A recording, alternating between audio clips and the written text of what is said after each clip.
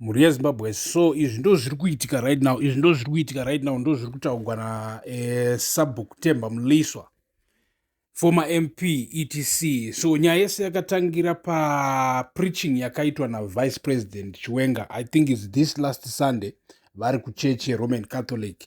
So as of right now, Temba Mliswa has issued a statement, achibudisa even more exclusive information mune Zimbabwe, zvatasati takambonzwa before, accusing Vice President Chiwenga of being involved in defrauding citizens of a lot of land. So regai tipinde in that statement kuti munyatsokuzvinzwira kuti zviri kunzi chii. Hanzi nasabhuku Temba Mliswa, the burden of an overreaching church.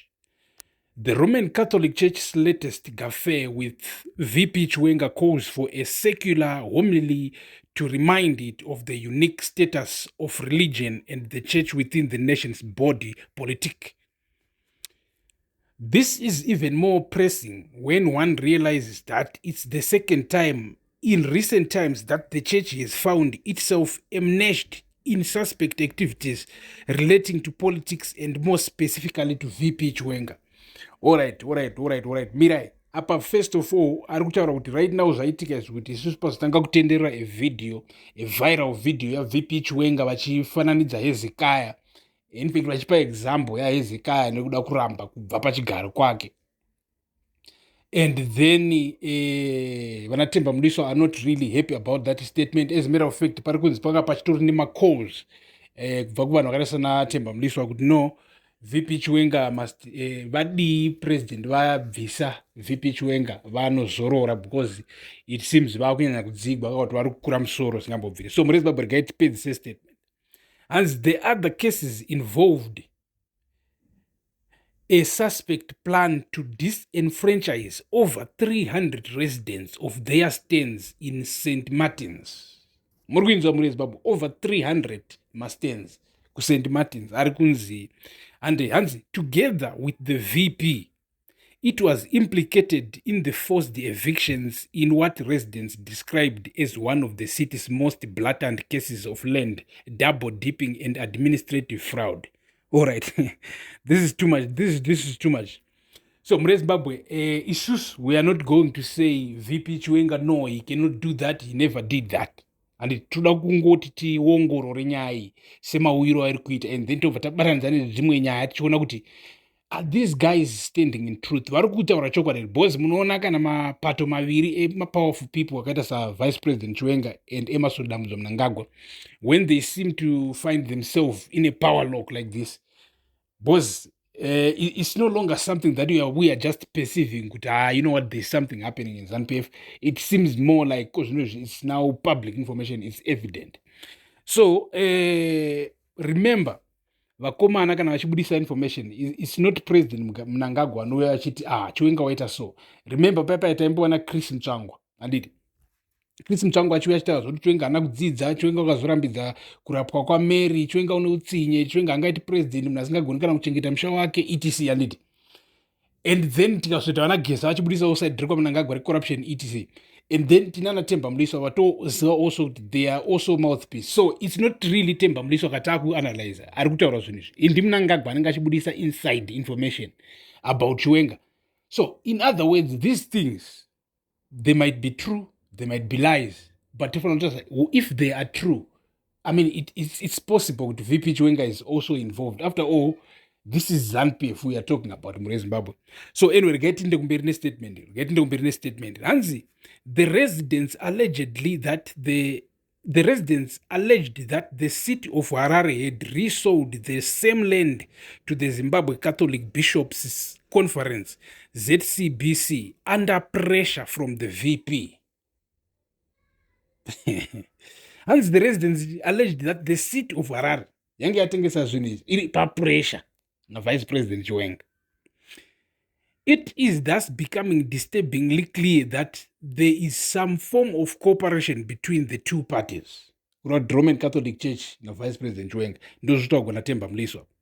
Hence, the church occupies a unique space within our national politics, which allows its direct involvement as the conscience of society and an arbiter in times of conflict. No wonder why figures like Father Mkonori were central at the inception of the Second Republic. Such a position is fundamental as it provides a neutral instrument to resolve issues that may otherwise lack an easy solution. However, the church has its own limitations and boundaries to which it should adhere. It should never lean in too far as to lose its identity and become a direct player in the toxic dynamics at play. So one thing that true agree and Temba Mliswa is that there is toxic dynamics at play here. It's not really what we expect politics to be. Politics must be fought at the ballot and it panovhotwa paya zvopera tonyatsokuziva kuti ndinge wakahwina. Kwete zvokunzi panozoita backdoor politics zoitwa komana ari kunetsana inside. It means there is no transparency, there is no openness as it should in a democracy. And so let's go. And that loss of neutrality can directly be a cause for its failure to contribute effectively to the democratization process.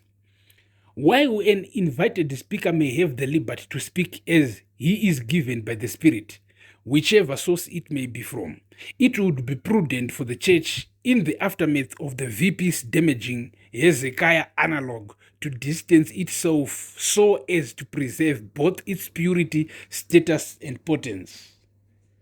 Nyaya yevidhiyo, nyaya yepreaching yavice president Chiwenga kureva kuti iri kutonyangadza inside within the Mnangagwa circles. So zvamuri kuona kuti yaripitwa nhasi unoyu naTemba Mliswa panapa. Hanzi, like an embassy in a foreign land, the church has a higher calling which dictates its abstinence from entanglement with local affairs to a certain point. As it is, a certain group of local Roman Catholic leaders has clearly discarded the true position and calling of the church and now seek to engineer the very political affairs in the country.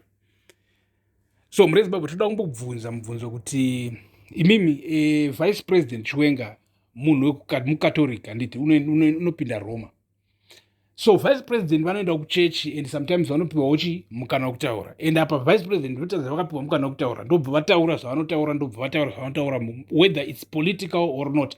But can we blame Roman Catholic Church here mure Zimbabwe? Can we blame the Roman Catholic Church for kuti ndokunoatendwa naChiwenga waindawo? I mean, vapresident Mnangagwa chero vakaenda kumachechi apa vanongopiwawo mukana, handiti munhu wechinzvimbo, handiti.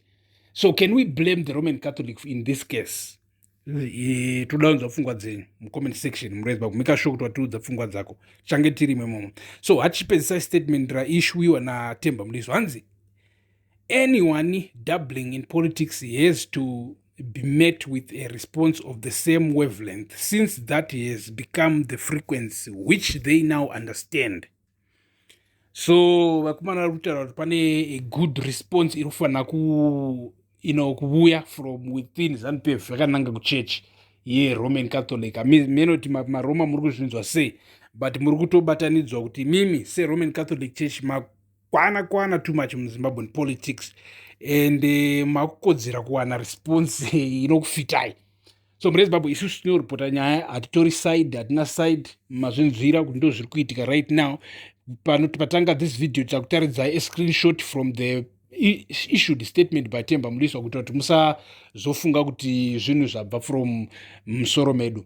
So stay tuned, stay subscribed, share the video, like the video. Thank you for watching.